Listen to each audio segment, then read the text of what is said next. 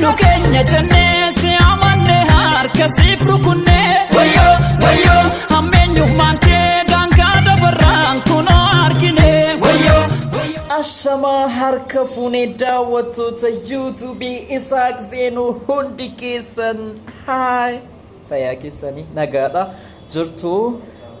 qollaamuun nama guddarraan bareedu jettanii amma xiqqoo si kanaan dura hojiin kan kwaartii waan ta'eef koomediiwwan adda addaa irratti hirmaadhan ture gidduudhaan baanee bannee koomediinis nurkaa badee dubbachuunis akka tokko wanti ta'e hundi isaa nurkaa badee jechuudha ergaa dararaa nutti cimeeti wama qallannus wama dubbannus nurkaa badee jechuudha egaa mataan kun dubbaan nu bayeeti jira amma booda keepii malees keessatti immoo gubaadha yoo bicuusi keepii irra keenye Cumaan dubbaan deebi'atu hin beekin hedduun keessanii al tokko YouTube irrattis waan tokko irrattis nan sirba yeroo sirbu sagaleen kan kee waan jedhu adara nu sirbi waan arginaan jedhaa turtanii keessoodhaan jechuudha angargaaru nu baasi dubbii oromaa malee nu waliin jibbinu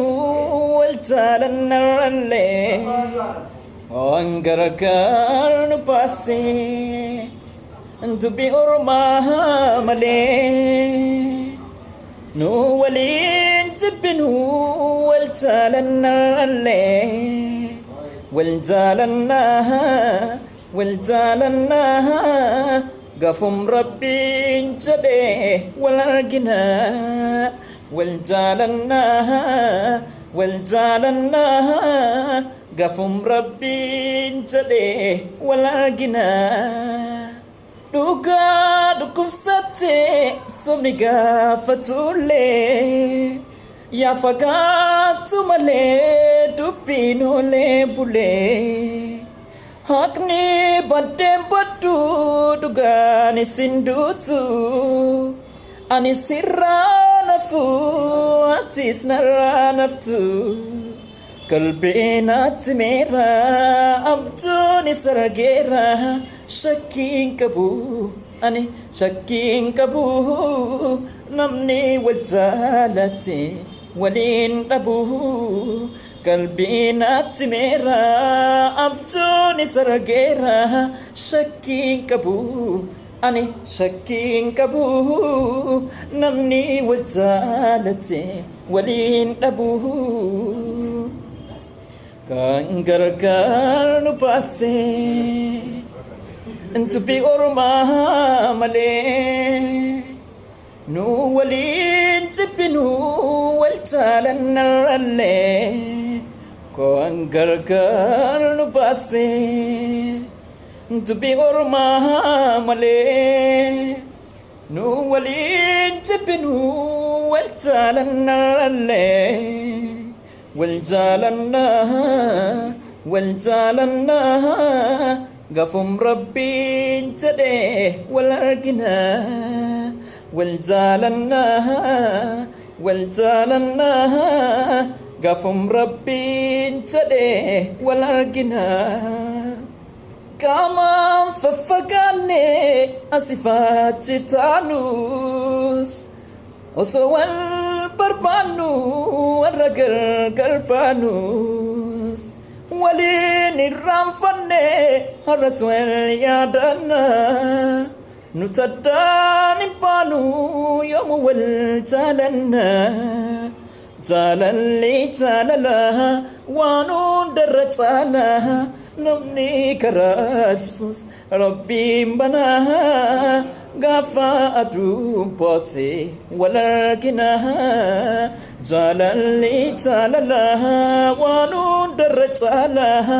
namni karaa jifus rabbiin banaa gaafa aduun boote wal arginaa Egaa dubbii keenya irratti ammas irra deebi'eenis isinitti himaa kanaan duras isinitti himeetiin jira sirba Taaddalaa Gammachuu hedduun jaalladha dhugaa kanaan dura kaaseetta isaa isa jalqabaas isa lammaffaas isa sadaffaas jechuudha tiraakii tokko kaasee hanga dhumaattan jedha sirba isumarrattan bare hedduun jaalladha Taadalaa Gammachuu maaliif irra nu deddeebite jechuu dandeessu ka biraas immoo sirba nama sirbee ergaa qaba ergaa isaa hin beektu jedheetii yaada waa'ee Taadalaa Gammachuu sammatee gadda yuutuubii koorratti isiniif himeetiin jira ka biraa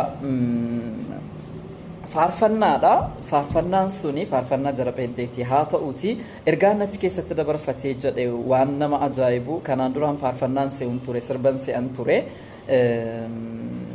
egaa wanni achi keessatti ibsu waan uummanni Oromoo ta'aa jirudha kan dubbatu gadda xiqqoo siyarraa jedheetiin ture akka faarfannaa isin natti himtanii turtanii jechuudhaan dhugaa dubbachuuf taanaan faarfannaa sin fakkaatu daloon isaa faarfannaa fakkaatu malee ergaan achi keessa jiru waan uummata Oromoo amma irratti jirudha kan inni ibsu jechuudha somni lafa dheeta kuufe haqni mataa buusa qooqee waan barri fiduun beekanii miila mataa keenya hooqee kan biyya kamiitu akkasii keenya daangamaaf dhiibamaa baaguu caliin jedhini waa'ee lammii koo dhiibamaa kan biyya kamiitu akkasii keenya daangamaaf dhiibamaa abbaa koo caliin jedhini waa'ee lammii koo miidhamaa waan gaafanneef deebii dhabne dabalee yuutti miidhamne jiila qabna waan hin turre obboloota hedduu dhabne yoo muftee jedhee boqota garaan saba koonni gadde dhimma keenya maaliif goote gabaa gabaa keessa badde madidduu dhiiwuun didduun gallaa didduun gallaa egaa ergaan faarfannaa kana faarfannaatti fudhachuu dandeessu garuu ergaadhuma ilmaan Oromoo keessa jiranudha kan ibsu amma waan gaafanneef deebii dhabne daballee yuutti miidhamne jiila qabna waan hin turreef obboloota hedduu dhabne yoo muftee jedhee boqota garaan saba kun ni gadde dhimma keenya maaliif goote gabaa gabaa keessa badde sirriidha yeroo ammaa kana keessa dhimmi kan keenya gabaa gabaa keessa badde taatee jirti waan nama garaa nama nyaatudha guyyaa guyyaadhaan waan nama gaddisiisu dhageenya guyyaa guyyaadhaan waan garaa nama guggubu dhageenya haadholiin akka kana gudeedamu daa'imman wanni hundinuu jechuudha daguggaan sanyii biyyatti keenya irratti raawwatamaa jiru kan Oromoo immoo argaati jirtu ilmaan haadha hiyyeessaa ati shaneedhaati abaa shanee deeggarta jedhanii addabaabaatti baasanii hidhanii ajjeesaati jiru qarreewwan ammallee ajaagaarii adda baastee hin beekne burraaqxeellee hin quufne biyya abbaasii keessatti jechuudha manasii keessaa gadi waamanii rasaasatti naqanii ajjeesaati jiru kanaafuu dhimmi Oromoo ammallee gabaa gabaa keessa badde taateetti hayyoonni kan keenya akka argaa jirtan kun hadda waggaa guutaati jiru erga hidhamanii jedhanii dhimmi Oromoo gabaa gabaa keessa badde taateetti akkuma faarfataan jedhe jechuudha Ashaakilti abbaa wayyeessa jimmaana beeraan goobobeessa magaaltitti ilkaan baddeessa situu marruu maankoo bobeessa Ashaakilti abbaa wayyeessa jimmaana beeraan goobobeessa magaaltitti ilkaan baddeessa situu marruu maankoo bobeessa ifa guddaa waltaanii jirra kiyya dammaa burtukaana koo hiriibunaa ishee taakitu eessa jirtaa si yaadamichu sirba burukkanaa namni jaallatan yoo jiraattan natti himadhaati ittanis ni fufaa gubaan baay'ee hammaateeti jira